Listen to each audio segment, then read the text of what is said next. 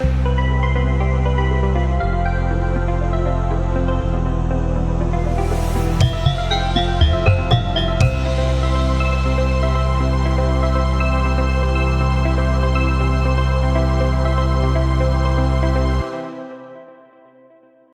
salam kasih dalam Dhamma, Namo Buddhaya. Agama Buddha adalah agama yang berbudaya dengan wujud kebudayaannya. Wujud kebudayaan dalam gagasan atau ide diwujudkan dalam Dharma ajaran Buddha. Wujud kebudayaan dalam bentuk aktivitas diwujudkan dalam tindakan-tindakan pengamalan ajaran Buddha seperti puja bakti dan meditasi. Sedangkan untuk artefak diwujudkan dalam seni arsitektur bangunan candi, relief bangunan wihara, dan karya seni lainnya. Mari kita belajar tentang aku beragama melalui seni dan budaya bersama saya, Bapak Jumadi.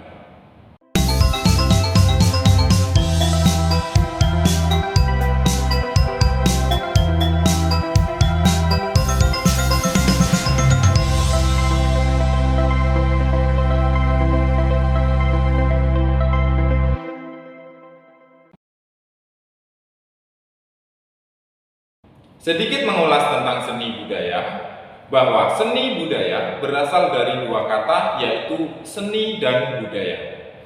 Budaya adalah cara hidup yang dilakukan oleh sekelompok manusia yang diwariskan dari generasi ke generasi berikutnya. Sedangkan seni dapat diartikan sebagai segala sesuatu yang diciptakan atau dihasilkan, baik yang terlihat atau yang tidak terlihat, yang mengandung keindahan dan pesan-pesan sehingga mampu menggugah perasaan. Hasil karya seni akan menggambarkan budaya dari masyarakat yang menghasilkannya. Dengan kata lain, bahwa seni yang muncul di suatu lingkungan masyarakat berasal dari budaya masyarakat tersebut.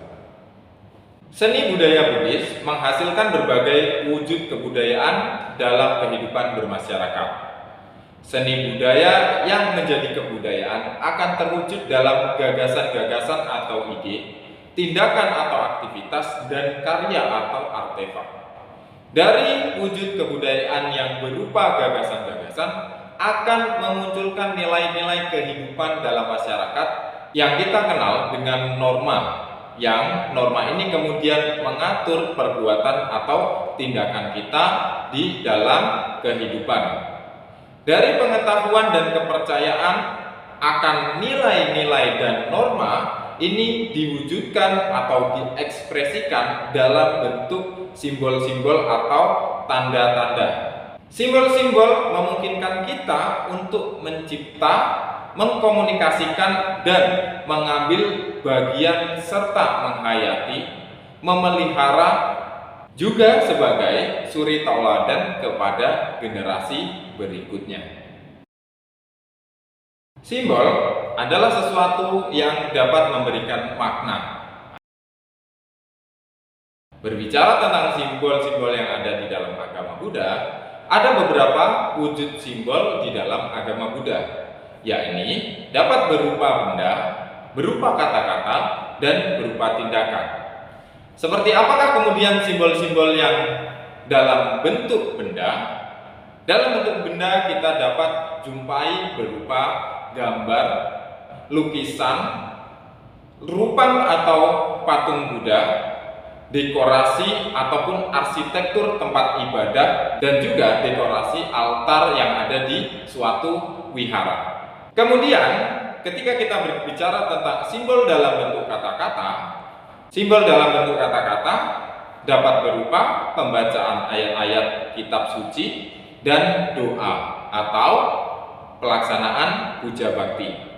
Kemudian, seperti apa simbol dalam bentuk tindakan? Simbol dalam bentuk tindakan dapat berupa namaskara, beranjali, pradaksina, sikap bermeditasi, dan lain-lain. Itu semua merupakan keberagaman simbol-simbol yang ada di dalam agama Buddha. Kemudian, nilai-nilai Buddhis yang berdasarkan pada berbagai kebudayaan ini harus kita kenali dan juga kita hayati bagaimana arti dan makna dari simbol-simbol tersebut. Tidak hanya terbatas pada wujud ataupun bentuk simbol itu sendiri. Sebagai contoh, pelaksanaan puja bakti walaupun dengan cara-cara yang berbeda sesuai dengan mazhabnya, namun puja bakti ini memiliki makna yang sama. Dalam agama Buddha, puja bakti bukan hanya merupakan kewajiban bagi umat Buddha, tetapi menjadi kebutuhan agar dapat memberikan manfaat dalam kehidupan. Puja bakti yang dilakukan dengan sungguh-sungguh, dengan penuh penghayatan, akan memberikan manfaat yang besar. Apa sajakah manfaatnya? Yang pertama, yaitu akan meningkatkan keyakinan atau sadar. Yang kedua, akan mengembangkan 4 sifat luhur atau Brahma Wihara. Yang ketiga, indera kita akan menjadi lebih terkendali atau samwara karena pikiran diarahkan untuk melaksanakan puja bakti. Kemudian yang keempat, menimbulkan perasaan puas atau santuti karena telah berbuat baik melalui pelaksanaan puja bakti. Yang kelima, akan menimbulkan kebahagiaan atau suka di dalam diri. Dan yang keenam, yaitu melatih kesabaran atau santi kita sehingga menimbulkan kedamaian dan ketenangan batin. Inilah kenapa simbol-simbol atau lambang yang ada di agama Buddha itu perlu untuk dimengerti dan dipahami maknanya, bukan sebatas simbol belaka. Baik, demikianlah untuk materi pembelajaran pada pertemuan kali ini. Dan simpulan dari materi ini adalah bahwa kita sepatutnya menjadikan Dharma ajaran Buddha mampu membudaya dalam kehidupan kita, sehingga gagasan-gagasan ataupun pikiran dan tindakan serta karya-karya yang dihasilkan di dalam kehidupan kita sesuai dengan nilai-nilai kebenaran ajaran Buddha. Dan di samping itu kita juga harus menghargai hasil karya seni budaya yang ada dalam agama Buddha. Demikianlah untuk pertemuan kali ini. Mari kita senantiasa semangat dalam Buddha Dharma. Sabe sata bawantu sukitata. Semoga semua makhluk hidup berbahagia. Sadu, sadu, sadu. Namo Buddhaya.